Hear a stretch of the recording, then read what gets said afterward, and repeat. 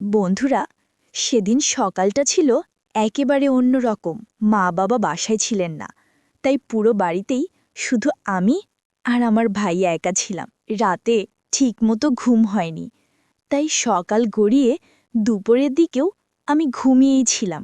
ঘরটা ছিল একটু অন্ধকার, জানালার পর্দা টানা। বাইরে থেকে আসা আলোর রেখা ঘরে ঢুকে ছায়া ফেলছিল। ঠিক তখনই দরজার খোলার শব্দ পেলাম। ধীরে চোখ খুলে দেখি ভাইয়া আমার ঘরে ঢুকছে। মনে হচ্ছিল সময় যেন থমকে গেছে, বাতাসও কেমন ভারী হয়ে আছে। আমি ধীরে উঠে বসলাম। মনে পড়ল মা বাবা তো বলেছিলেন বিকেলের আগে ফিরবেন না, তাহলে ভাইয়া হঠাৎ এখন আমার ঘরে কেন? বন্ধুরা, আমার নাম বিপাশা। আমি ক্লাস 10-এ পড়ি, আর আমার ভাইয়ার নাম কবির। সে কলেজে পড়ে। কিন্তু সেদিন যা ঘটেছিল তা এখনো ভাবলে আমার গায়ে কাঁটা দেয়। তো বন্ধুরা, আপনাদের এখন ঘটনাটা শুরু থেকে বলি, না হলে কিছুই বুঝতে পারবেন না। একদিন সকালবেলা মা বাবা আমার দাদিকে দেখতে হাসপাতালে গিয়েছিলেন, কারণ দাদি অসুস্থ ছিলেন। তারা সকাল সকালে চলে গিয়েছিলেন, আর যাওয়ার আগে বলেছিলেন বিকেল নাগাদ ফিরব। আমি রাতে ঠিকমতো ঘুমাতে পারিনি, তাই সকালবেলাতেও গভীর ঘুমিয়েছিলাম। ঘরের ভেতর তখন শুধুমাত্র আমি একাই ছিলাম। লাইট বন্ধ, দরজাও বন্ধ, চারদিক নিস্তব্ধ। ঠিক তখনই দরজার হাতলটা ঢিলে ঘুরে গেল, আর দরজাটা কিঞ্চিত শব্দ করে খুলে গেল। আমি চমকে উঠলাম। দেখি ভাইয়া দাঁড়িয়ে আছে দরজার সামনে, মুখে হালকা হাসি। কিন্তু সেই হাসিটা কেমন যেন অচেনা লাগছিল। আমি অবাক হয়ে জিজ্ঞাসা করলাম, এই সময় তুমি আমার ঘরে কেন? ভাইয়া কিছুক্ষণ চুপ করে রইল, তারপর ধীরে ধীরে ঘরের ভেতরে ঢুকে এলো।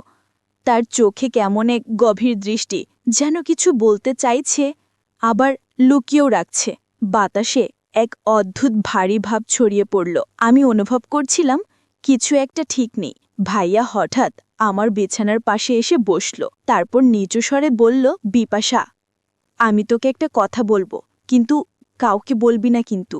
ঠিক সেই মুহূর্তে ভাইয়া আমার দিকে ঝুঁকে বলল, বিপাশা, তুই জানিস কি, আমরা যখন রাতে ঘুমাই বাবা মা কি করে সেটা আমরা কখনো দেখিনি, কিন্তু আমি আজ যা দেখেছি সেটা আমাদের জন্য খুবই গুরুত্বপূর্ণ, এবং তুই আর আমি সেটা একসাথে করতে পারি। আমি অবাক হয়ে বললাম, কি করা ভাইয়া, কি দেখেছিস?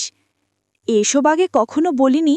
ভাইয়া হালকা শ্বাস টেনে বলল, আমি বুঝতে পারছি এটা অদ্ভুত শোনাবে, কিন্তু যখন আমরা একা থাকি তখন আমাদের কিছু কাজ আছে যা আমরা আগে কখনো দেখিনি।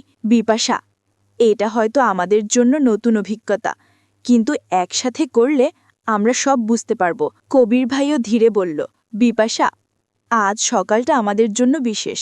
আমি যা দেখেছি তা শুধু একটি সাধারণ ঘটনা নয়। যদি তুমি সাহস দেখাও তবে আমি সব দেখাবো। আমি বিস্ময়ে জিজ্ঞেস করলাম, ভাইয়া, ঠিক কি দেখেছ?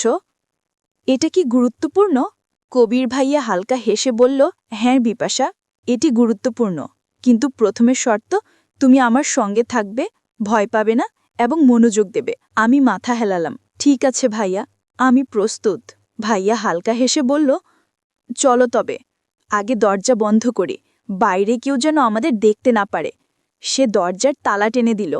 ঘরের বাতাস হঠাৎ আরও ভারী হয়ে গেল, আর কানের কাছে হালকা কোনো শব্দ ভেসে আসলো, যেন কেউ দূরে কানে কানে ফিসফিস করছে, বিপাশা, আজ আমি তোমাকে একটা গোপন জায়গা দেখাবো। ভাইয়া বলল। সে আমাকে ধরে লিভিং রুমের দিকে এলো। ধাপে ধাপে আমরা এগোলাম, আর আমার হৃদয় বেজে উঠল দ্রুত। জানালার বাইরে সূর্যের আলো ঢুকছিল, কিন্তু ঘরের ভেতর সবকিছু যেন ছায়ার মতো গভীর। ভাইয়া কিছুক্ষণ চুপ করে রইল, তারপর গভীরভাবে আমার দিকে তাকিয়ে বলল, বিপাশা, তুই জানিস, এক সময়ে আমি একটা মেয়েকে খুব পছন্দ করতাম। হয়তো তুই জানিস না, কারণ আমি কারোর সঙ্গে তোকে পরিচয় করাইনি কখনো। সে আমার খুব কাছের ছিল। আমি অবাক হয়ে জিজ্ঞাসা করলাম, ভাইয়া, মানে তোর গার্লফ্রেন্ড? ভাইয়া হালকা হেসে মাথা নাড়ল, হ্যাঁ, একরকম।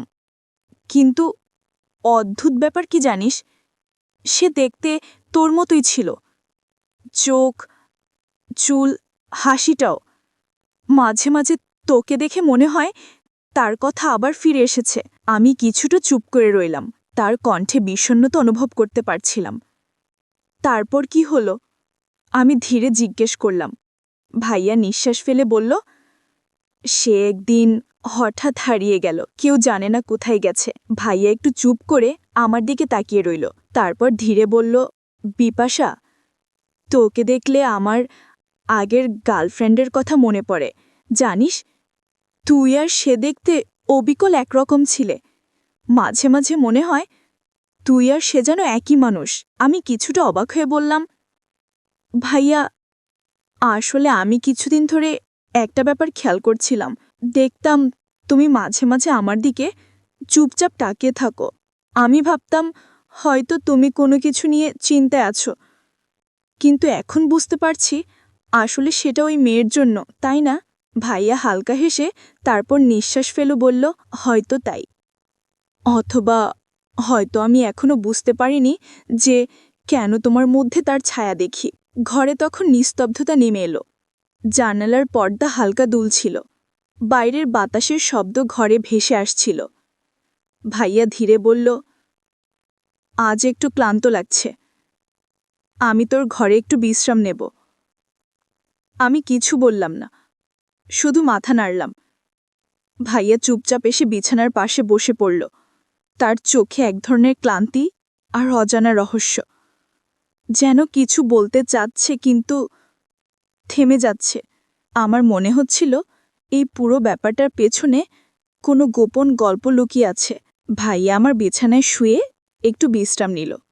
আমি ঘুম থেকে উঠেই ভাবলাম দুপুরটা হয়ে গেছে, তাই আমি গোসল করতে যাই। গোসল শেষে যখন ঘরে ফিরে আসি তখন আমি কাপড় চেঞ্জ করতে শুরু করি। ঠিক সেই সময় ভাইয়া ঘুম থেকে হালকা চোখ খোলার মতো হলো এবং বলল, কি করছিস? আমি ধীরে উত্তর দিলাম, ভাইয়া, শুধু ঘরে ফিরছি এবং কাপড় চেঞ্জ করছি। তুই বিশ্রাম কর, আমি তোর দিকে ঘুমছি না। ভাইয়া হেসে বলল, ঠিক আছে, সমস্যা নেই, তুই শান্তি করে কাজ কর, আমি পাশে আছি। আমি মাথা নাড়লাম। মনে হচ্ছিল এই দুপুরটা এমন একটা অদ্ভুত শান্তির মতো, ভয় নয়, কৌতূহল আর রহস্যের মিশ্রণ। জানালা দিয়ে আসা আলো ঘরে নরম ছায়া ফেলছিল, আর হঠাৎ মনে হচ্ছিল আজকের দুপুরে আমার সঙ্গে ঘটতে যেতে পারে কোনো অজানা ঘটনা, যা আগে কখনো দেখিনি। আমি কাপড় চেঞ্জ করে দাঁড়ালাম। ঘরের চারপাশ নিস্তব্ধ, শুধু জানালার বাইরে হালকা আলো ভেতরে ঢুকছে। হঠাৎ মনে হলো বাতাসের সাথে কিছু ফিসফিস আওয়াজ ভেসে আসছে, যেন কেউ দৌড়ে কিছু বলছে। আমি ধীরে ধীরে ভাইয়ার দিকে তাকালাম। সে এখন শান্ত, কিন্তু চোখে এক অদ্ভুত জ্যোতি, যেমন কিছু বলতে চাচ্ছে কিন্তু কিছু লুকিয়েও রাখছে।